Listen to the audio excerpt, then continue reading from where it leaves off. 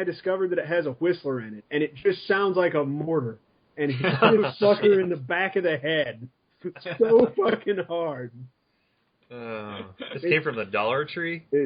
Family Dollar, yeah. Oh, Family Dollar. It's fantastic. It's the most frightening thing. It's this brightly colored, whistling fucking thing. Like it might be an actual explosive. Oh, dude, you could. So I'm just gonna end up putting a nail in it and just shooting stuff. That might. Look out! He's got a board with a nail in it. Well, we've got these rabbits outside that I keep trying to like I built a blowgun out of brake line and all sorts of other shit. I haven't been able to get one yet, but I think if I put a nail in this, I think I can get a rabbit. You are totally the biggest mark. And I have half the brain that you do. Hulk Hogan, you can go to hell. And all these people are a bunch of stinking bums, aren't you? Reigning United States heavyweight champion Bret Hitman Clark.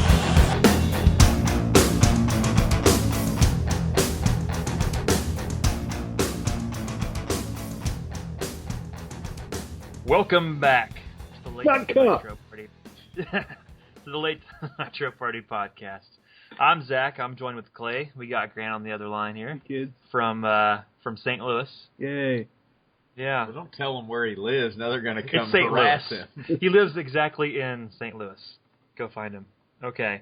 This next Nitro, October 16th, 1995, from the Albany Civic Center in Albany, Georgia, not New York. We could not find any attendance numbers on this particular show. Which means show. It was so bad it wasn't advertised. So if anybody knows, feel free to leave a comment. Or if you were there, leave a comment. Tell us how it was. So in your notes here, Clay, you're talking about WCW Pro. Is that something that happened before this show? That's their off, I don't know, that's like something that was maybe on Tuesday nights, I think, on TBS. Right, yeah. They're going to play, basically, Flair and Sting come together as partners I got for Halloween Havoc. And for those of you who don't know, spoiler alert, Flair's going to turn on Sting, and they're going to reform the Horseman. So, yeah, shocking. Mm-hmm. Somebody turns on Sting. Largely held of as the dumbest man in pro wrestling because all his friends turn on him. Not just once, not just twice, but repeatedly throughout his entire career. Yeah. So, as you're all aware of how this works, I hope that you've at least listened to episodes 1 through 6 at this point. And if you haven't, that's cool too. I mean, that's the nice thing about these is that we're going through this, by the storylines. But if you remember a certain Nitro and want to see what we think about it, just watch them at random. That's cool too. We have had comments, just by word of mouth, people talking about how it's almost unbearable watching some of these old shows. But the fact that they're we're listening, right, by the way, whenever they listen with our audio on top of it, it gives it a whole new light. It at least makes it bearable to watch. Yeah. So I guess that means a little comic relief. And okay. It's a good way to go back and relive this. I mean, like I said, sometimes it's hard just to sit down and watch old Nitros. It's like, oh yeah, I want to watch Scott Norton wrestle. I don't know. Yeah. Kaz Hayashi or Hizashi? Was it Kaz Hizashi? Kaz Hayashi. So, there's any, thank you, Kaz Hayashi. If there's any Kaz Hayashi marks out there, I apologize.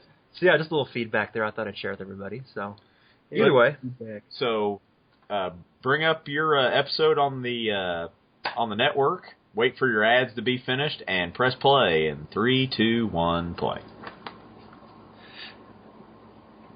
I got a Surge ad. A Surge ad? Oh yeah, they're making that again, aren't they? Oh yeah, I've drank tons of it. Grant, if you want bladder cancer, yeah. drink. That's actually what the Surge commercial said. It said if you want bladder cancer, there was a jingle.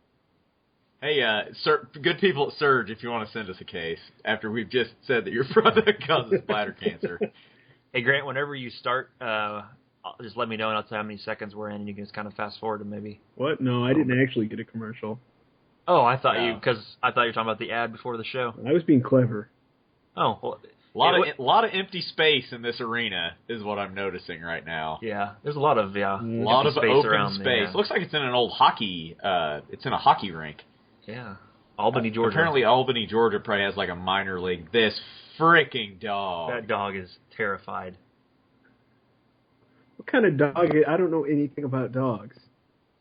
I think it's a Chihuahua, I guess. That's what I yeah, call I bet it is. I bet it is. He's looking at his butt. Oh, okay.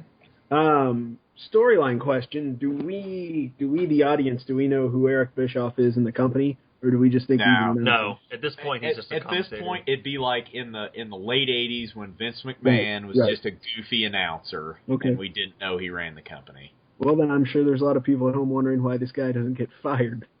Because he's awful a lot of the time. So this is from WCW Pro. Sting says, "If you turn on me, I'll leave you for dead," which is pretty serious. But who's that kid in the ring? Oh, that's Tony. Oh, wait, no, that's Tony Schiavone. That's not the kid. There's a kid in face paint. It's a little Stinger. You see how tiny Schiavone is compared to both these guys? Like he's a head shorter than both of them. Well, he's going to turn on you, Sting, so you better kill him.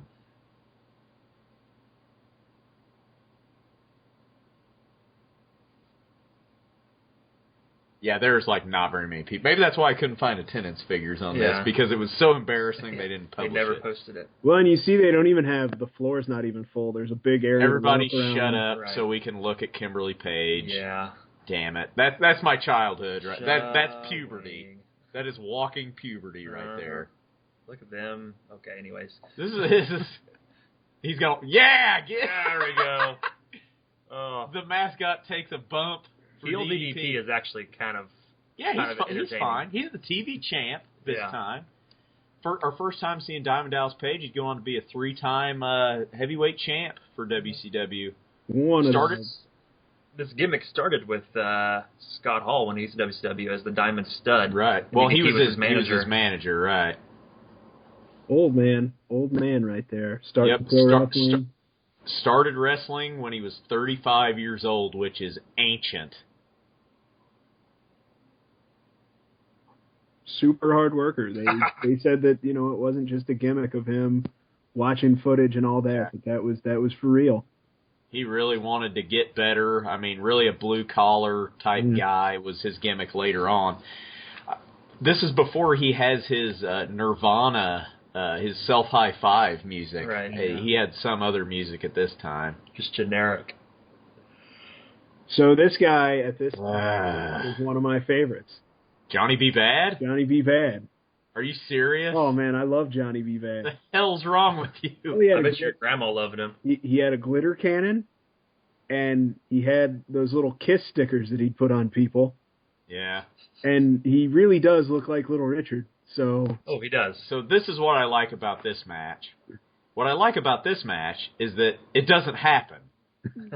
Because as we'll see, DDP gets fed up with his nonsense and frisbee throwing antics and just decides to waffle him with the TV title. He could have potentially murdered Johnny B. Bad in this match because he gets a hold of that cannon and he points it out point blank in the face. And here we go, just waffles him in the back, and Nick Patrick immediately throws the match out. The bell hadn't even rang yet at that point, had it? Or did the bell ring? I don't know. No, I didn't hear a bell. The match got thrown out. So technically, there's no way he could get DQ'd because the match hadn't started. No contest. This is... If y'all want to see some Kimberly Page boobage, check out the 40-Year-Old Virgin. Yeah. You know where he's on like a the speed dating thing. Yeah, speed dating thing, and her Ghibli falls out. Yeah. I think he shoots this cannon off, which this thing is just loaded with CO. Look at that thing, just CO2 pressurized. So I think the angle here is that he waffles him with his title belt and steals the kiss cannon, or the glitter cannon, or the bad. Oh, it's called the Bad Blaster. Well, that makes a lot more sense. Because everybody loves alliteration in pro wrestling. If I had one, it would have 2 barrels. I marked out when DDP just waffles him with the bell. Yeah. I loved that. Because I didn't really want to see this match anyway. The poor ring crew has to sweep all that crap up. I missed the TV title. Yeah. It was a good belt. There's really no equivalent of it. Not really. Well, not anymore. It's the perfect gimmick. The gimmick with the TV belt is that it was largely defended, obviously, on television, on all the different shows, and the matches were always 10 to 15-minute time limits, so you could work a draw in there and have the champion keep his title, but still let the other guy get over. So it was kind of a nice device to use. No, it was, and we'll get into it later, but I think the best TV champ ever, Booker T. Yeah, I was just thinking that. And while they're building him, you get to see him wrestle every TV show. Yeah, he got a lot of exposure due to that. That was how they sold the rule at that, was that he had to defend it every time there was a TV show. When did WCW Thunder start? 98? 98. Yeah. January of 98. Grant, you were at one of the first ones. I was at a very early Thunder, yeah. I was going to say on the last episode, I remember every time I'd go to a wrestling event, as soon as I sat down, I would immediately look up to see if there was a steel cage hanging on the off chance that I'd get to see a steel cage match. Yeah. So this is, without a doubt, going to be the match of the night. Probably the match all of the Nitros we've seen until they wrestle again, and then it'll probably be better. Hey, it's JR. Kid.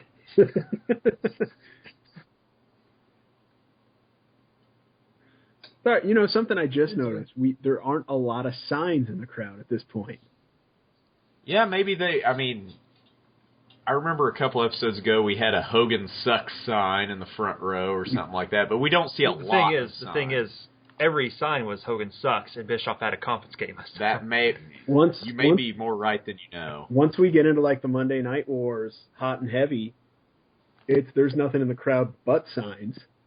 Yeah. So Chris Benoit is wearing his old Pegasus Kid tights. This is before he really had the crippler gimmick. Uh-huh. He wasn't in the Four Horsemen yet, so he's wearing these blue and white trunks where I believe when he wrestled as the Pegasus Kid in Japan and Mexico.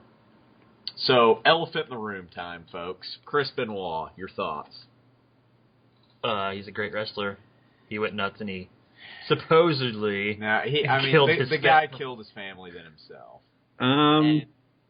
He was batshit crazy. He had no idea. Well, they did a study of his brain. Right. He actually was able to get a hold of it. I just say science was able to get a hold of it. They said he had the brain of an Alzheimer's patient. He had the brain of a 90-year-old Alzheimer's patient. And we don't want to get too serious on you folks, but if pro football is going through a lot of concussion, CTE, the chronic traumatic encephalopathy, the damage to the brain tissue that comes with repeated blows to the head, and people want the NFL to be held responsible for that. So these guys that are having this from pro wrestling, what's the difference? Yeah. Honestly. They're doing this of their nice crossbody from Guerrero there. He makes that look really good. What's the difference between the NFL and Vince McMahon with this? Because you could say it was Chris Benoit's fault that he got it due to his real aggressive, hard bumping style and really physical ring work. But at the same time, the reason why he had to do that was because promoters, Eric Bischoff, says, this is why you're here, go out there and put on a show, get the crowd hot. Yeah, and the only way, he's not going to do that cutting a promo. Right. He's just not. He's got to go kill himself for 10 minutes. No, unfortunately, it's that you have to work 350 days a year. You don't get time off. There's no, you got to be a man. You don't go to the doctor. You don't take time off. You don't get paid. That's... So, it was really tragic. I remember where I was at when the news broke that, first it just broke that Chris Benoit had passed away. Yeah, they did a special on Raw, a dedication, before they realized what actually happened. Oops. So, anyway. Where were you? You said you remember where you were. I was at Buddy's house, drink a beer. Oh, at that point in our lives, that's probably a good guess if you didn't know. I think I was actually at Buddy's house playing music. What time or what year was this? I think he died in 2007. 2007? So I'd been in college. At Eastern, right? Yeah, I'd been at Eastern at that time. So these guys, if you haven't noticed, are putting on one hell of a show. Eddie Eddie will do a hell of a job selling his arm throughout this whole match, and that's something you just don't see anymore. Yeah. A guy's injured on a part of his body, he sells it for a couple moves, and then he quits selling it. Eddie sells this arm throughout the whole match. Awesome Northern Lights suplex there by Benoit. Benoit tried to mold himself in the image of the Dynamite Kid. Right. They both started out in Stampede Wrestling. If you don't know who the Dynamite Kid is, look him up, and it looks like Chris Benoit in the ring. Yeah, they look also identical. A guy who went crazy. Yeah. He's still alive, however. He's but in a wheelchair, though. He's pretty... Totally, he's messed up. Yeah, it's pretty sad.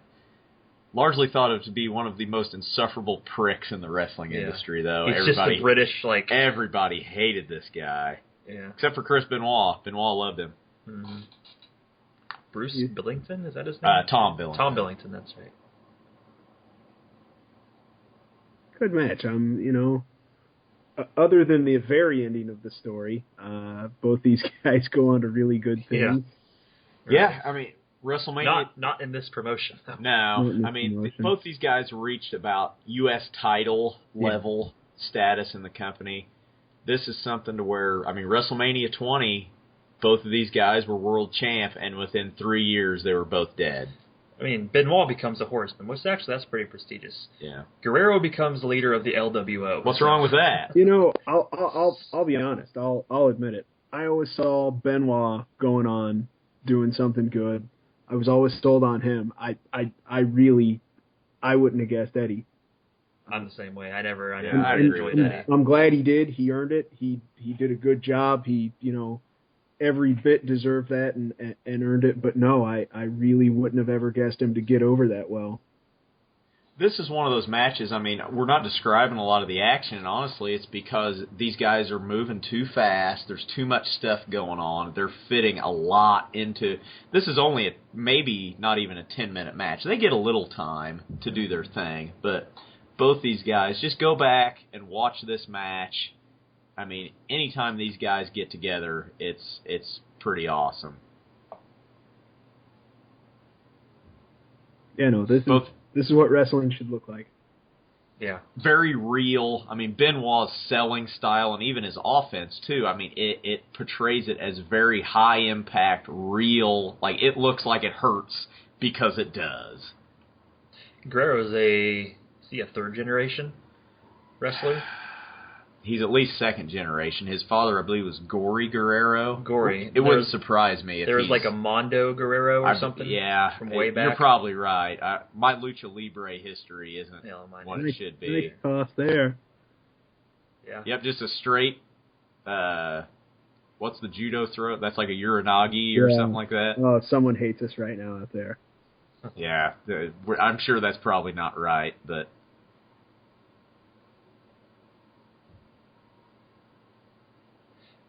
You can tell that Benoit just has a real good knowledge of just the way the body works and the way that contort certain things and make it look horrible, horrible in a way that it makes it look painful. Bischoff needs to quit congratulating the Atlanta Braves. Yeah. Well, he knows who signs his checks. Yeah. Because Ted Turner, you got to get that in there. Nice fun. springboard Hurricane Rana from Eddie there. He's too close to the ropes. That's a smart man right there. See, Eddie's still selling that arm. Ooh! Yeah. And that's how you get concussions. Yeah, that's why he landed right on his head. Here's another thing. And it's not like I necessarily think anyone in the back was smart enough to know this, but we don't really have a face and a heel in the ring right now, which means your work rate has to be that much better because there's no inherent entertainment value of one guy being good and one being bad. Right, it's just two guys trying to win. Right, you're watching an athletic competition, not a storyline. Right. Yeah. The story is the match, basically. And I think you have to be a lot better. It's Hogan wasn't necessarily the best guy in the ring, but he could still be the guy because there was a good story. Yeah, can you imagine if Hogan wasn't involved in an angle and he just came out and wrestled all the time the way he does? Yeah, he wouldn't be very popular. He wouldn't be popular at all. Nice. Oh, and Eddie that time off that powerbomb landed right on the back, just whiplashed the back of his head into the mat. I'd say Benoit's probably playing the heel here, just by the way he's interacting with the ref, but not super heelish. Eddie's playing the babyface. He's selling his arm, more of the underdog, the smaller guy. Yeah, he played to the crowd before that frog splash. Yeah. So we get a full Nelson, nice belly to back suplex for the 3. There we go. He was using that. This is before. I was kind of disappointed we didn't see a diving headbutt. Yeah. But maybe he wasn't using that. He doesn't use the crippler crossface. No, this is before he uses the crippler crossface as his finisher.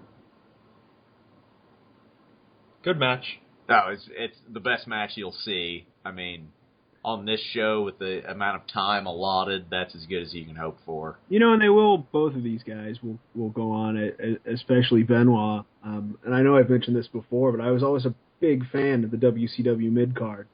Benoit goes on to work with Paige. He goes on to do a little work with Raven. Some real good, solid stuff. They just never pushed him over the top. They never allowed him to move beyond that into the main event status. But wasn't it him and Booker T that did that series of matches? Yeah, and then we'll get to see that.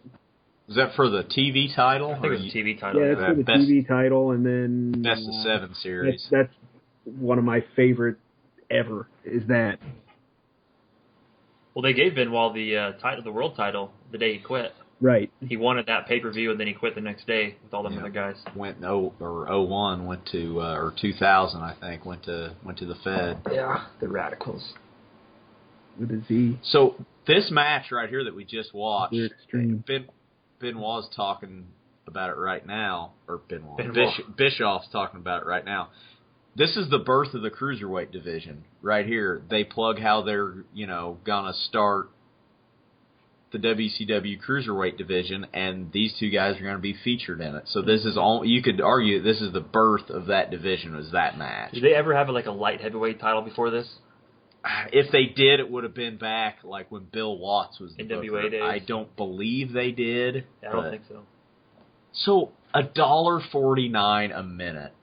That's a ripoff.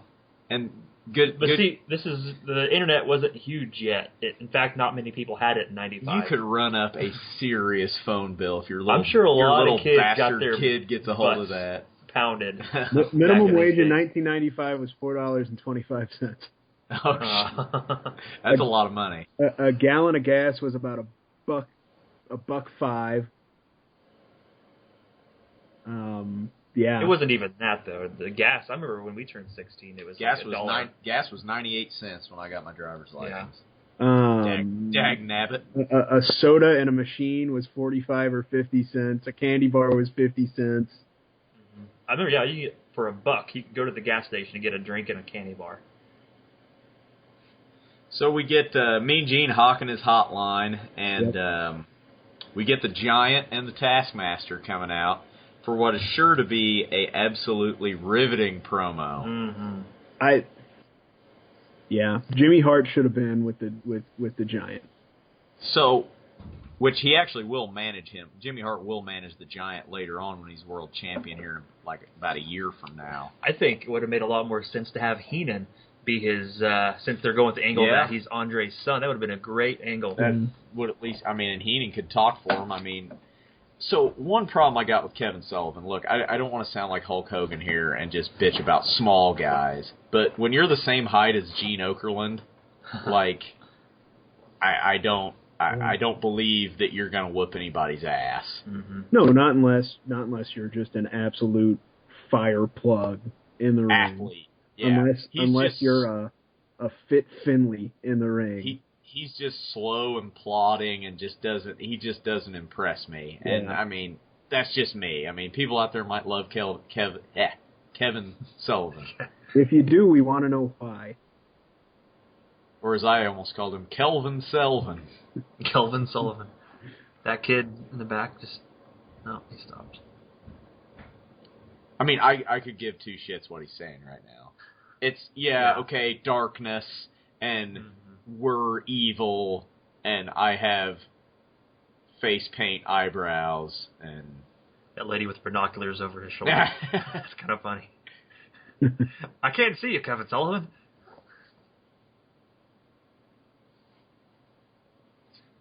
Okay, we shaved his mustache and took his identity. That's actually how you stole identities in the 90s. You saved people's mustaches. Yeah. We don't need your social security number. He's like a bad Paul Bearer. Yeah, I mean, Paul Bearer, Percy Pringle. Yeah, he's awesome on the mic. I mean, he played that character to the hilt. Like, nobody cares in the crowd either. No. I would honestly rather listen to the Giant cut a promo. Yeah. Granted, he's young. He's maybe not as seasoned, but I'd at least be more interested in what he has to say.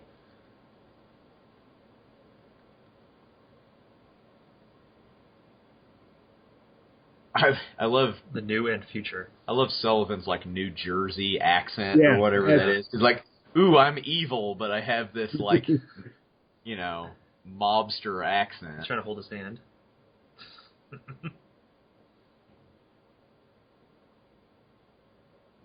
We are trying to get this monster truck thing over like a sumbitch. There you go, Zach. He's going to push him over the roof. Ah, there we go. Yeah. Bischoff's in his ear. Don't forget to mention the monster trucks. We got to get this over. It's just like he has actually a pretty good promo, but at the end he says monster truck at the end just to get it in. So, Mean Gene, I wonder if Gene knew he was going to do that. Because his hand is legitimately the size of Mean Gene's face. No, the Giant did a much better job talking than Sullivan. Yeah, I mean, I believe him more. Right. Kevin Sullivan's gimmick should have been that he was like a child molester. Like, I believe that. Well, they tried that with Dustin Rhodes, remember? Right. And that didn't quite work out. But I believe it with Kevin Sullivan. Like, he might have girls locked in his basement. Like, I believe that. Or just like he's John Wayne Gacy. Right, yeah. Like, exactly. kind of that. Hey, guys, there's a pay-per-view coming up. Oh, really? There's going to be monster trucks turning into guys and then back in and Transformers. And cartoon ghosts in the background. They look That's like horrible. that one looks like Grimace from McDonald's. Grimace, yeah. I was thinking that same thing, yeah. And then there's going to be like a happy skull and an angry skull. So, folks, your homework for the next week or two is watch Halloween Havoc 95, and you'll understand.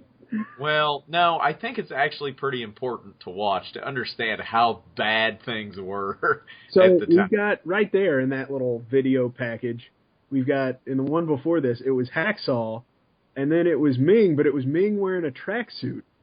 Yeah, well, I think it was like a black, like, karate gi. It might have been. But not his mask? He didn't have his big Predator helmet pig mask Was thing. that Hugh Morris before Hogan? That was Hugh Morris. Recently fired from the WWE Development Center. He apparently is not a very nice person.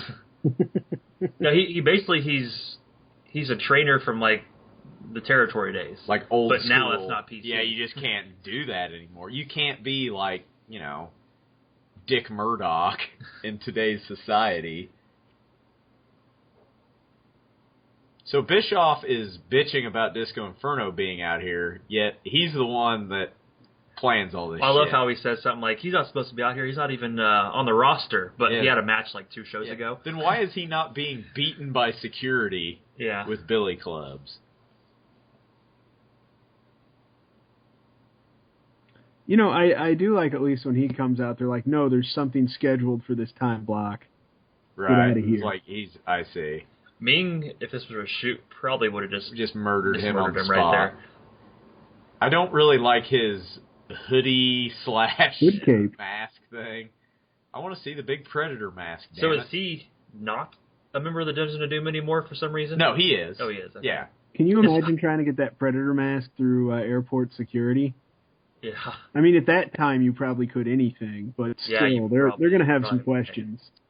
Okay, Grant, I know you have some thoughts on this. What is Hacksaw Jim Duggan's gimmick? American. American yokel. Yeah. Wait, is he from Niagara Falls? Is that where he's... Or he's from, like, Yeah, I think Niagara Falls, New York, like northern New York. I imagine that's what people are like there. He's got a flag to show that he loves America, and he's a little drunk, and he's not that good of a fighter, so he has a big stick. His offense his offense is very John Wayne-like. Yeah. Just big roundhouse punches. And he stumbles around a lot when he gets hit. And he wears blue underpants. Those are I don't think those are wrestling trunks. No, they're kind of baggy. Hanes underwear. Why did he fall down there? Oh, so he could do that. Yeah. Jim Duggan just outsmarted someone. Like his gimmick is that he's an idiot who likes to fight. These guys are putting on a good match. For them, yes. It's not the worst thing I've ever seen. He throws Terry Funk those punches. And yeah, those don't look very good. But the nice thing is Terry Funk will throw those punches and then moonsault into an explosive pile of barbed wire. Terry Funk always kind of reminded me of someone who was moving as if he were drunk. He reminds me of like my crazy uncle. Is who Terry Funk reminds me of. So that's who Duggan reminds me of. So Meng no-sells a scoop slam and just punts him right in the face. So we're going to see a rare occurrence here, and that is Jim Duggan jobs clean to something. There's no DQ, there's no count out, there's no schmaz. He straight up jobs to the, this is called the Tongan Spike hold. This is just a thumb to the throat. Is that the Tongan Death Grip? Is that the same thing? The Tongan Death Grip was like he grabbed your Adam's apple. Yeah. It was a standing move. It's called the Tongan Spike. What was he doing? He was like grabbing his Adam's apple. No, he had a thumb. It was a thumb in the neck. Damn it! Okay, you fucking argue with me. Jim Duggan, I think that would be a good like TV show. Like Jim Duggan, like that's him for real. It's not a gimmick, and just putting him in different situations, like working in an office or that show on the network. You need to watch the Legends House. It's hilarious. Okay. It's basically Piper and Duggan like just bickering all the time. Like Tony Atlas is there and Okerlund's there. It's hilarious. So we get another evil Hogan promo. Jimmy Hart looks frightened. What are the graphics behind them? It's horrible. It's the same graphics. They took all the color off. I mean, of the black and red, white, yellow. the black and gray just stripes. Like where are they supposed to be? It's monochrome. If you're to print that graphic, it'd be monochrome. Right, but they're in what, like a stripe factory? Like where is this taking place? Yeah. Well, this is back. I always kind of had a soft spot for the old WWF promos where it's like the Ultimate Warrior's cutting a promo and his logo it's all green screen is behind him and it says Ultimate Warrior. I always, for some reason, I just thought those were cool. It was probably because I was 7 at the time. They were cooler than this. This whole kind of type of promo is kind of getting phased out. In the next race. Stop it. During this promo, Hogan says he is fighting for the destiny of wrestling. Whose side's he on? Well, he's on Hogan's side. That's whose side he's on.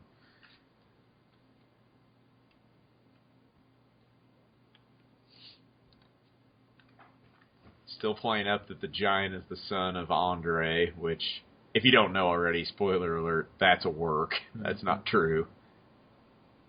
He always calls him Stinking Giant. Stinky Giant. Does Paul White have body odor? He called Andre the same thing. If you look at promos from back then. Oh, yeah, you're right. He did. You know, Hogan is notorious for not wanting to put anybody over and not doing jobs and this or that. But you know what? Did Andre the Giant have to job for Hogan if he didn't want to? No. He could have potatoed the hell out of Hogan. Hogan wasn't pinning him. Mm-hmm. Granted, he's old and not moving very good at the time, but you just ain't going to do anything to Andre unless he wanted you to. Yeah. So what's the premise of this? He's evil. Jimmy Hart's very cold, Haven't you been watching the damn Halloween Havoc promos? It's man versus man. Oh, okay. Machine versus machine. It's yada, yada, yada, monster truck, yada, yada, yada, off the top of the roof, I'm yada, kind yada, of yada, playing stinking giant. this heel persona now. Jesus, Hogan, stop talking. He's a filthy giant now. I love the spit. I'm so mad I'm gonna spit. I've never been that mad. That would probably end the argument if you just got so mad you spit for no reason. What is Jimmy Hart doing? He's just like caressing the belt.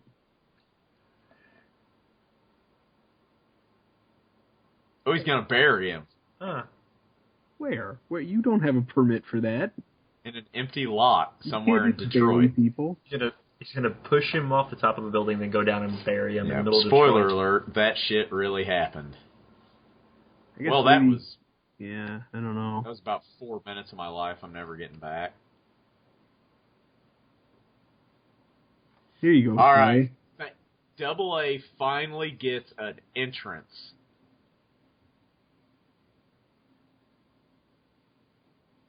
It's not quite as good as the Horseman entrance music that will come about here shortly, but Double A's music it's amazing. It's the shit. This is when, back in the day, not every promotion, but WCW, WWF had an in-house guy whose job it was to make music, to write. Jimmy Hart did a lot of that. Yeah. This time. Yeah. And we get another Halloween Havoc. I'm getting real tired of seeing this. I hope Vader's there. I'm excited about that. They keep showing him.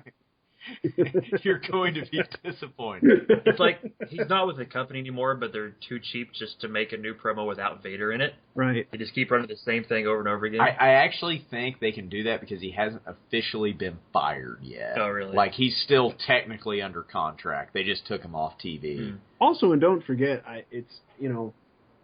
at this time, if they made a new tape, they were literally making a new tape. Like, True. They had to splice together footage, and yeah, it's not like today you just hop on the computer and cut and paste and you're done. The VHS era was something. Is Flair wearing the same ring gear he did last week? Mm-hmm. The lavender periwinkle purple ensemble. So this match is supposed to be Double A and Pillman versus Flair and Sting, but Flair's coming out by himself, no Stinger yet. So we'll see what the deal with that is here shortly. I hope they coordinated outfits. I want that T-shirt. That's freaking awesome. Clay, you got a wedding coming up. If I can find one. Be much appreciated. I'm sure that's what you Stacey... need to come down the aisle in a robe like that. I'm sure that's what Stacey wants for a wedding gift is a wrestling T-shirt. She has no say. I'll get her one too. That'd be great if we all had like 4 Horseman T-shirts. We'll be in Texas. Randy Anderson sells nothing. Yeah. Well, for those of you looking to get into wrestling and doing tag teams, you learn here from Flair, you want to talk to the guy that you're teaming with on when you're going to come out. Yeah. We'll see here. The reason why Sting doesn't kayfabe, the reason why Sting doesn't come out with Flair is because he was trying to see if Flair was serious. Because he's still afraid Flair's going to screw him, which he is, just not right now. So all this is just trying to goad Sting into their match at Halloween Havoc.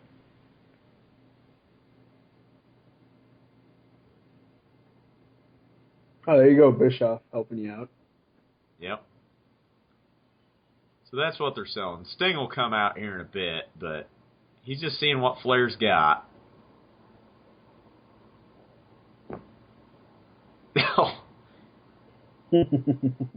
Double A bumping hard on the outside for Flair.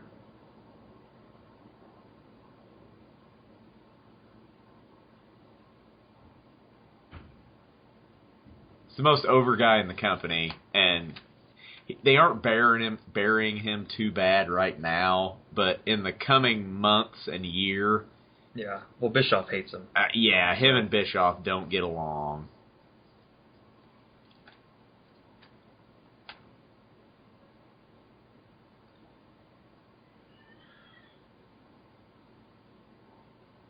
You get a we want Sting chant. Yep. Got Bischoff telling us that if we're just joining in, we just missed a very impassioned speech by the champion Hulk Hogan. Oh, good. Oh, yeah, no you didn't.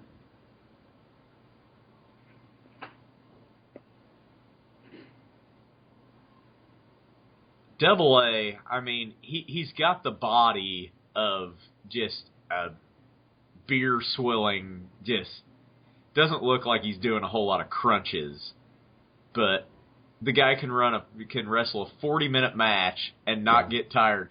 Flair forgets how to apply the figure four for a second. Hey, don't do that. Please don't, no. I don't think I've ever seen Flair do that before. I know, it's rare. He got excited.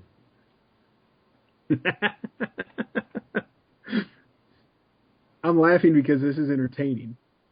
Just putting on figure fours to everybody in the ring. Yeah, like I'm entertained. So, one thing, watch Double A here. He's selling his leg. Mm-hmm. Yep. Guys don't do that shit anymore. The lost art of selling. He's still selling it.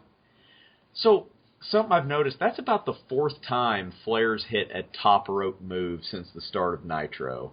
His percentage has gotten way better on hitting those, that top rope axe handle. Spinebuster. Ooh. Awesome. That's his finisher, right?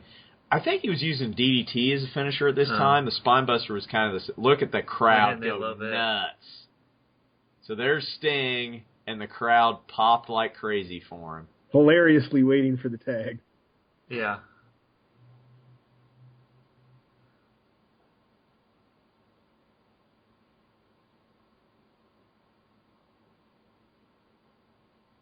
Oh, get him out of there, ref.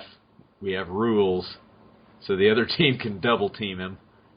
I kind of wish they would have made Sting heel at one point in his career. He would have made a great heel.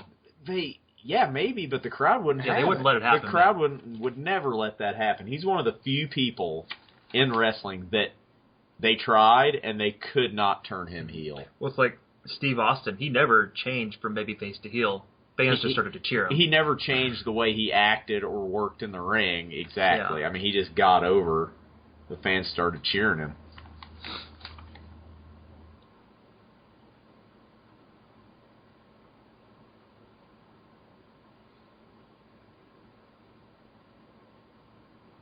But Heenan talking about God knows what.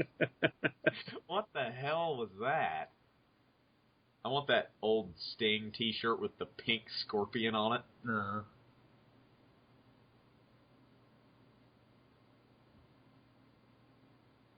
So hot tag time coming.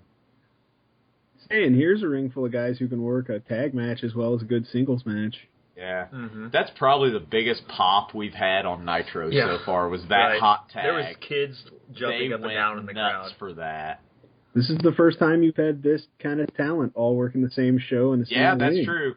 All four of these guys can go. Oh, this could have been a main event of Starrcade in like the late 80s, early 90s. Throw them in together. Sting and Flair are as over as you can get. Mm-hmm. Double A's always solid.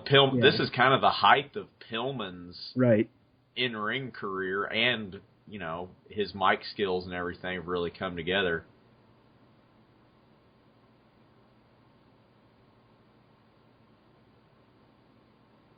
Yeah, he's over as hell. Oh, yeah, they love it. There's Flair. I'm like, where'd he go? He just peeking up over the edge there. Oh, Pillman ducked it. Sting's underwear coming up from his tights there. Can we think, Sting, to me, at least in my mind, is really the first guy to wear the long trunks. Yeah, you didn't see a whole lot of people do it until he did. Maybe, I know Ricky Steamboat did, back in the 80s, would probably be the really... Funk always did, the striped ones. Well, he did. That was later, I guess. That was more ECW. When he was NWA champion, he wore the regular trunks. Yeah, you're right. I mean, like Bret Hart, and they always wore long. But right. I'd say probably Ricky Steamboat maybe would have been the first guy that I can think of. In modern era, that was popular anyway. Yeah. Oddly enough, the Ray Traylor Big Boss Man just wearing slacks, that never caught on. Yeah. What just happened? Count out? They won by count out, which in the Road Warrior Hawk match from last week I'm okay with, but not this one. Yeah, that made no sense. It's the main event. You got these 4 guys. I understand why they did it, because we're going to see this match again at Halloween Havoc. So they're trying to build to that. And you can look at it this way.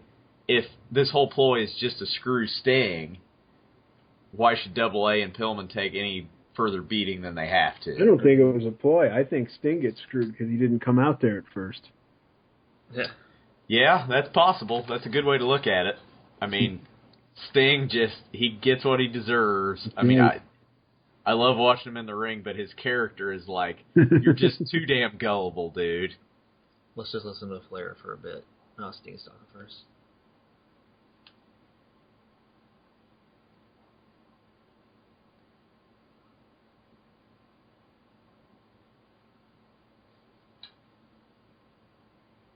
The entire world is that arena. And you shouldn't trust the Nature Boy. Dirtiest player in the game.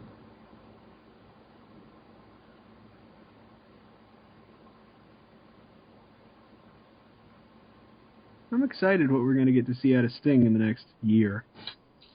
Yeah, I mean, one of the biggest character shifts in wrestling history. Yeah. Mm-hmm. There's a good series on, I think it's Daily Motion. This guy literally puts together every segment that Sting is involved in from the day he turns, like, from basically when the NWO starts until the end of his career. Whoa, yeah. That's a lot of stuff. Yeah. And he has it in volumes. There's like 83 volumes or something. We're talking about as Sting, not like Blade Runners. Right. It starts with him being, by WCW turning his back on him, like when Luger doesn't trust him anymore. Oh, we're talking about just NWO era. Right. It starts with him turning into Crow Sting. It's called the Crow Sting Saga. Okay. Like I said, there's nearly 100 volumes of these video clips. That's ridiculous amount of footage. I've watched about 20 or 30 of them. It's actually very entertaining. So Sting and Ric Flair are going to team together to face Double A and Pillman at Halloween Havoc. And like I said, spoiler alert, Flair turns on him. It's a schmoz. Apparently this whole ploy was just to screw Sting and get the Horseman back together. Because as we've seen in the past weeks... The Horseman being who after this? Well, we'll see. Okay. Won't we? We've seen Flair wrestle Pillman. We've seen Flair wrestle Anderson twice. We've seen Flair wrestle Anderson at Fall Brawl. We've seen this match. And these guys have had 6 to 7 wrestling matches with each other, and all it was a ploy to screw Sting. Come on, people.